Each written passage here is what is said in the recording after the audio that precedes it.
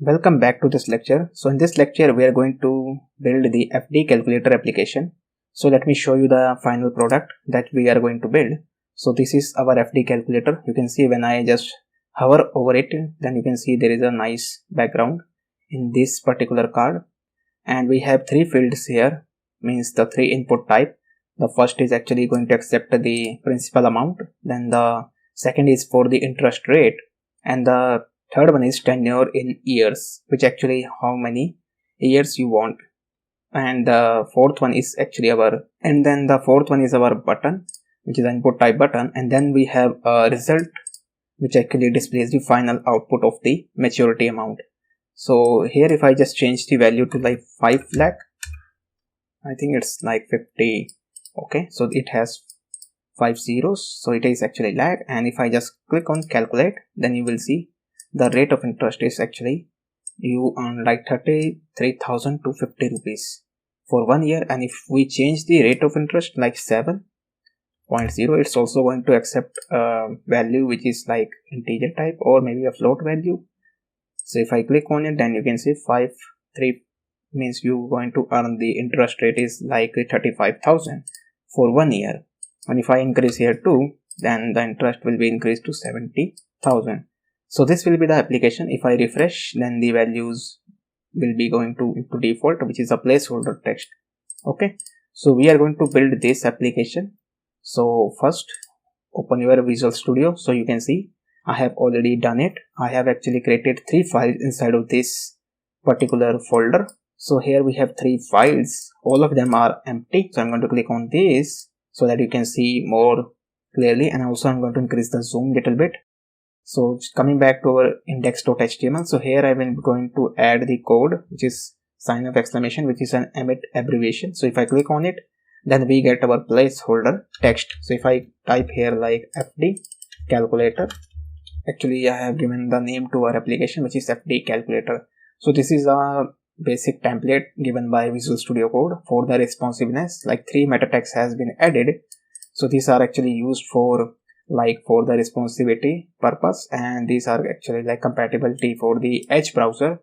And it is actually a Unicode character format which has lot more character set, more than 255 character set I think, which is more powerful than the ASCII character set. So these are pretty basics, but we don't need to worry about these because we need to build our application, which is FD calculator. So first we need to add some HTML elements. So I'm going to minimize it because we need to get the reference what we are actually going to build. And first here I will be adding a one h1 element just to check whether everything is working properly or not. So hello FD, I just going to write this text. And here we have a live server extension. You should install this live server extension because it will make our life little bit easy. So if I click on go or live, and then we will see output moment. So here we can see everything is working fine. So another thing I want to do is actually link the CSS part of the code. So I'm going to write here style.css, and then also I'm going to add the script tag to add the script. So here I will be type src, and then here I will be adding the script.js. So all of these now are connected with our index.html.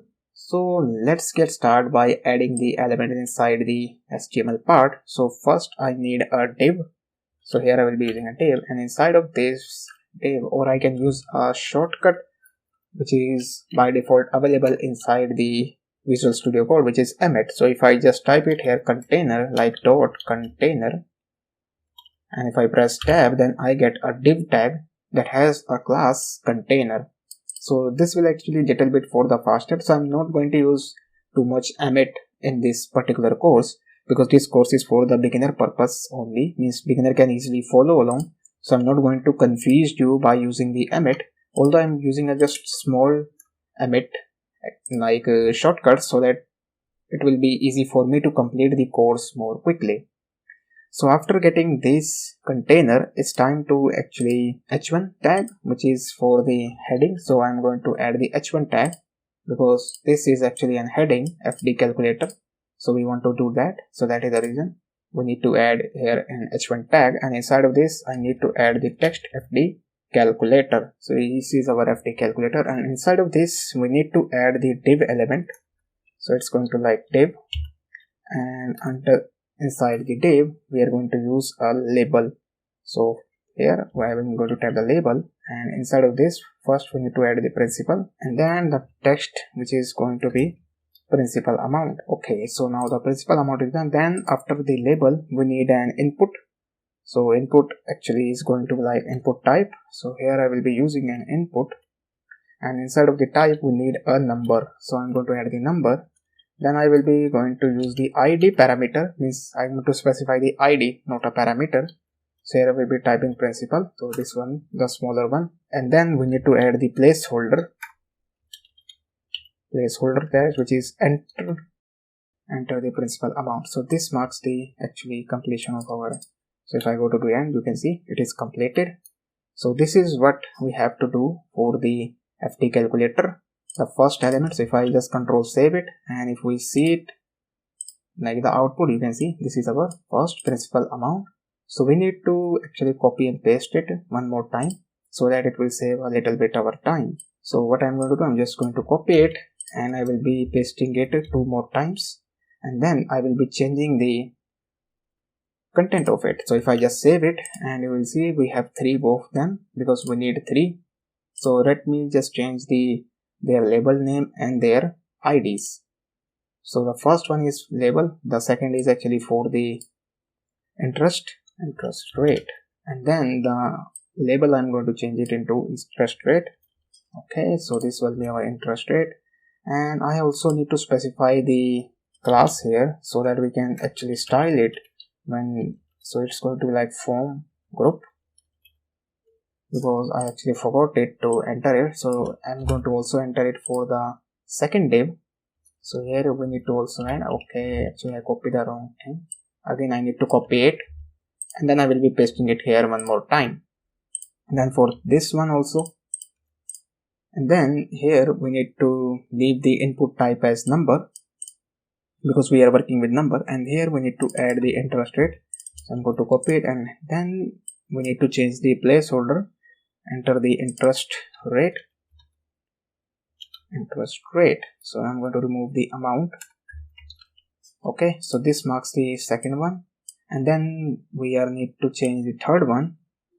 This is for the tenure, so it's kind of like tenure, and then it's label text which will be displayed, and then we need to specify the ID. So here we are going to specify the ID like tenure, you can see, and then we need to change the label, which is enter the tenure in years. So and tenure, I'm going to short it as tenure in years. So if I just save it and let me see it, so you can see now we have 3 input elements inside our project. Now the last we need a button.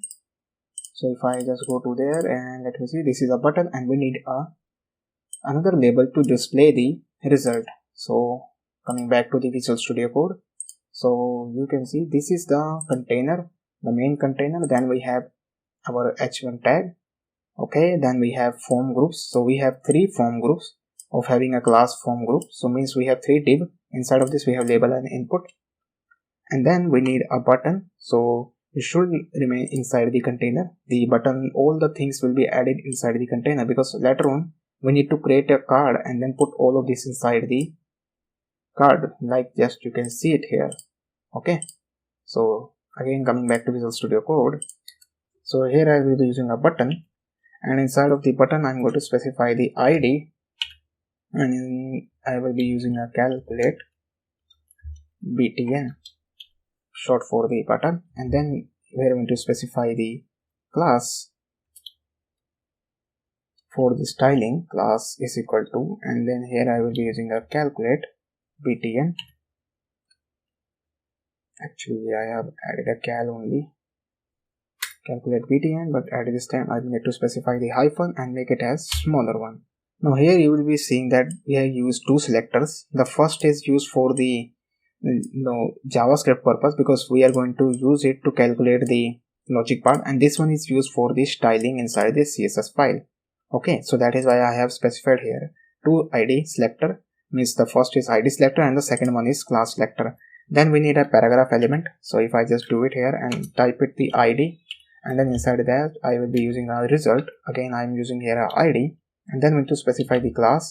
So this class one is used for the JavaScript purpose, and then I will be here using a maturity amount.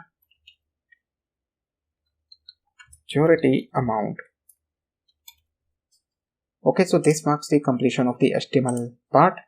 So if I see it and just save it, and you can see we have this little button. So we need to add a text inside this button. So again I'm going to here, and actually I forgot to add the, so I will be here writing a calculate. Save it, and you can see we have all of this. So our next step is to style this particular calculator by using the style sheet. So coming back to Visual Studio Code, and now I'm going to open the style.css file. So inside of that we need to provide a lot of style. So I'm going to type it, and then I will be explaining the code. So first I need to actually select the body element, and here I will be writing some code, means typing the code. So first we need a font family here. So the font family we are going to use an Arial, and I will be using a sans serif. Okay, so this is what, and the background color we are going to add it here like a simple hashtag F2 and F2. So this is a little bit of gray, I will say it, and then we need to provide the display flex. Okay, and then I will be here using a justify content center. Okay, and then I will be using align item center, and then I will be using here a height attribute which is like 100 VH. Okay, so this will actually makes our container at the center of the screen. Then I'm going to select the container. So I'm actually going to copy the container so that I didn't make any typo while typing the code. So this is our container, and inside of the container I'm going to add the background color. So background color I'm going to use like hashtag FFF for the white. Okay, and then I will be using a border radius. So border radius is going to be 5 pixel, and then we need to specify the padding. So padding is going to be like from all sides is going to be 20 pixel, and then I need to specify the box shadow. So box shadow is like 0 pixel, and then 0 pixel, and then we need to specify the 2 pixel, and I will be using a RGBA function to specify the color. So 198 from the red, then we need a green, so which is like 193. So 193, and then in the next one we need to specify the 193 again, and then the alpha value is going to be like 0.1.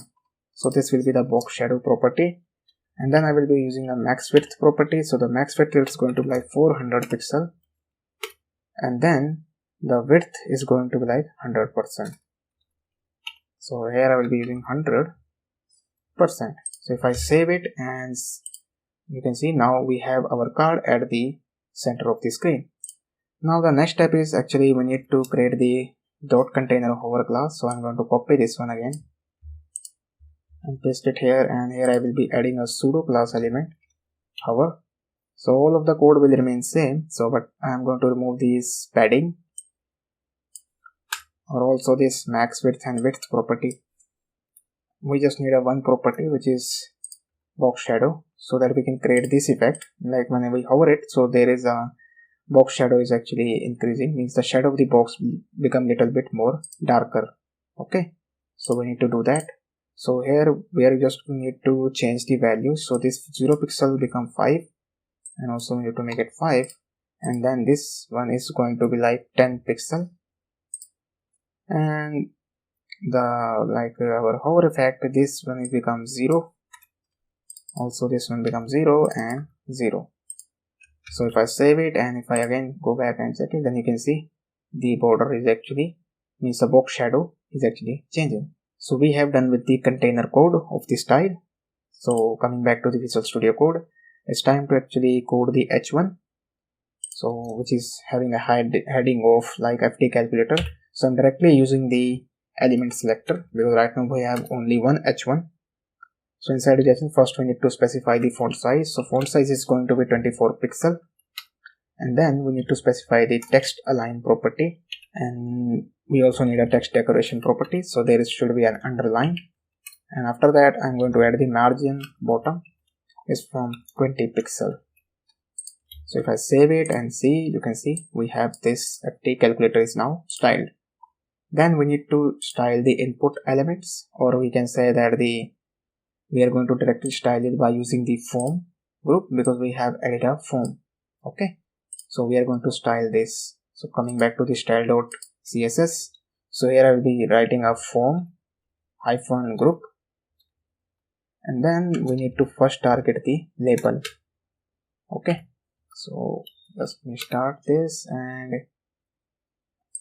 I didn't make any typo, like the label name is label, yes, okay, everything is perfect. So first I need to make it like a group, like display block, because right now you can see they all are actually coming in the same line horizontal, because these elements have not a block. So block one actually take the whole row, I will say it, because if you know the basic of the HTML. So we are going to change its display property. So coming back to the Visual Studio Code, so first we need to make it as block. Okay, and then the second property we need font weight. So font weight is we are going to use the bold, or you can use the bolder as well if you like it. Then I need to provide the margin bottom. So margin bottom is going to be like 5 pixel. And then we need to do one more styling, which is form group, and inside of that we need to provide the margin bottom is 10 pixel. Okay, so this will be the form group, and then we need to add the form group input. So let me just copy this one and remove the extra spacing. This is a form group, and then we need to use the input. Inside the form group, all the inputs we are actually targeting, and first we need to specify the width. It's going to be like 95%, and after that we need to specify the padding. So padding from all the side is going to be like 10 pixel, and then I'm going to be using a font size property. So font size is going to be like 16 pixel, and after that we need to use the border property. So there should be a border from all the sides, so 1 pixel, and we are going to use a solid border. This is a solid one, and we need to provide the color.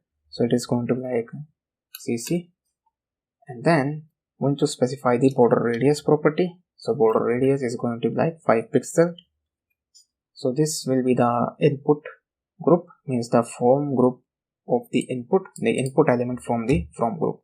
So if I go back to then you can see our application is taking the style just like we want to do it. Okay, so we have now this light gray border. When I click on it, we get this default styling, the active code. Next we need to add the code for the calculate button, and then this result one. So again, coming back to the Visual Studio Code, so first time we'll be adding the code for the result. So where is the result? So this is a result. Okay, so I'm just targeting the result, and inside of that first we need to add the font size property, and we are going to add the text line property. So we are going to make it into center, and then the margin top property, which is going to be like 10 pixel. Okay, so now the next part is to add the code for the button. So our calculate button, calculate, and then we need to specify the hyphen btn. I think I am adding the correct one, so I'm just going to copy it so that I didn't make any spelling mistake, otherwise it will not going to work. And then we need to open its code bracket. So I'm adding here a padding. So padding is like 10 pixel. After that we need to add 20 pixel. So this notepad is like padding. Okay, and then we need to add a background color. So background color, we need a nice bluish color. So 79ff. Not add the red, we need a hashtag 2979ff. So this will give us a blue color. And then we need a color, which is a font color property. FFF hashtag, first we need to specify the hash, not hashtag. And after that we need to specify border is going to be none. Okay, and then the font weight. We're going to increase the font weight to like bold, and if I just use the bolder one just to make it a little bit different, then border radius is going to be like 5 pixel, and after that we need to specify the cursor property. So the cursor property is going to be like pointer. Okay, so this will be the default coding. Now again I'm going to copy it and paste it, and I will be removing everything except the color property because we need to change it. So I will be using here a 4 and then 8 capital A and FF, not DD, it's like FF, also the hash symbol. So this is a new color, little bit darker than the previous one. So if I save it and let me see the output screen, so you can see it's becoming changing. The color is not changing. Okay, we need to make it a little bit lighter, I think. So if I go back to the Visual Studio Code and if I say it here, we can change it like with this one also.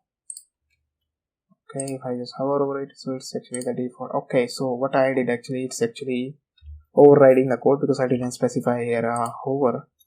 So I need to specify the hover. First, let me undo it,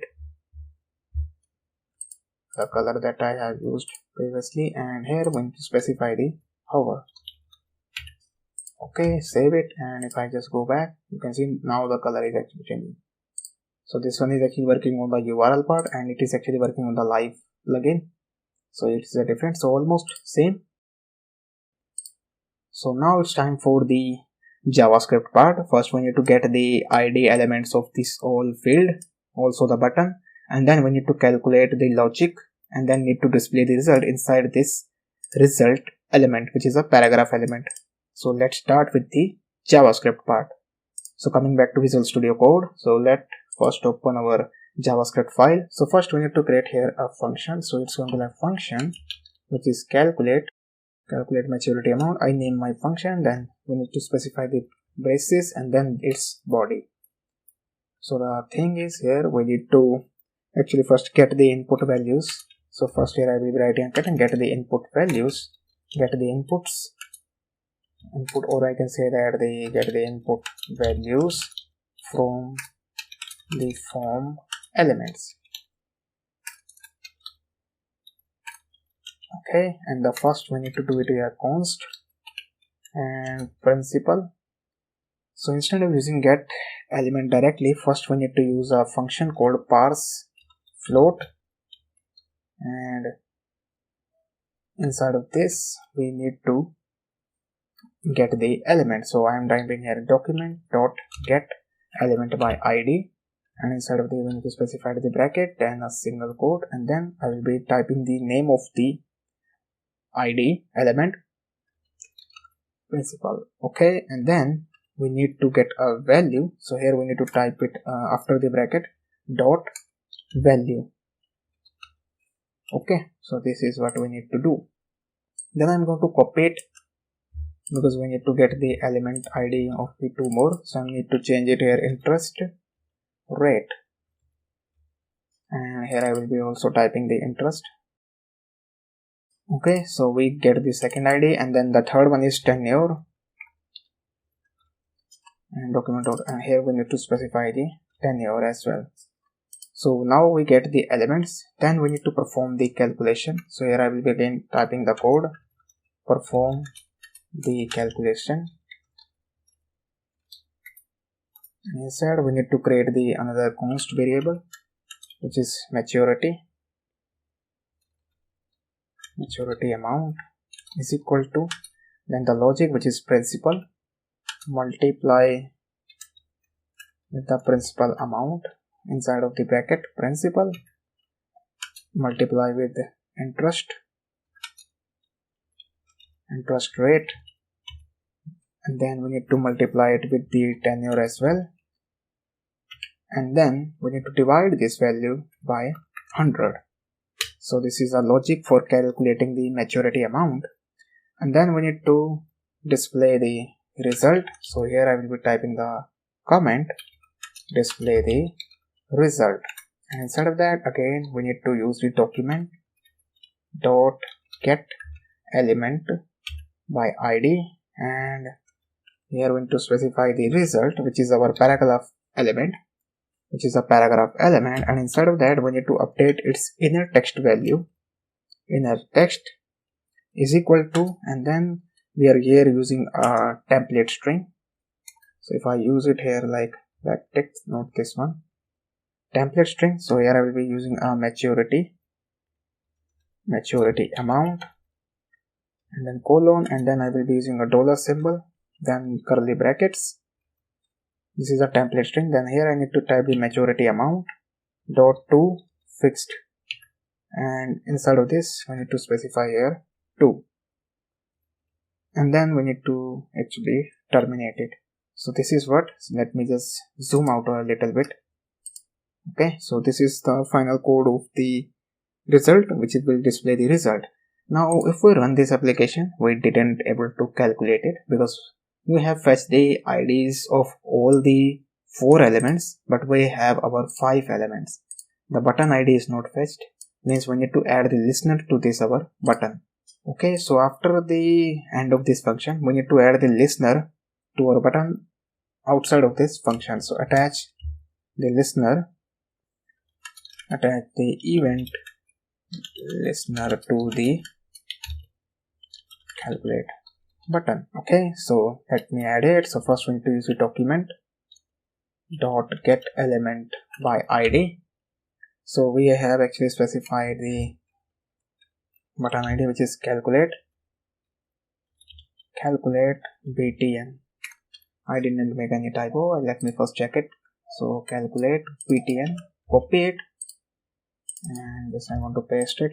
Then we need to add the event listener by adding dot add event listener. So we are going to add event listener, pressing a tab key, and instead of that we need to specify the click event listener. So here is a click, and then we need to specify a comma, and then calculate maturity amount, which is the name of our function. So we need to call this event. Okay, and after that we need to specify here a terminator. So that's actually marks the completion of the code. If we save it, and then we need to run this application. So if I coming back to the browser, okay, so I'm going to refresh it, and then I will be adding here amount, which is 1 lakh. Okay, so we have 5 zeros. The rate of interest is going to like 6.0, and then the tenure is actually like 1 year. So if I click on calculate, then you can see we get this whole big string. So it's actually not working. I think there is something problem.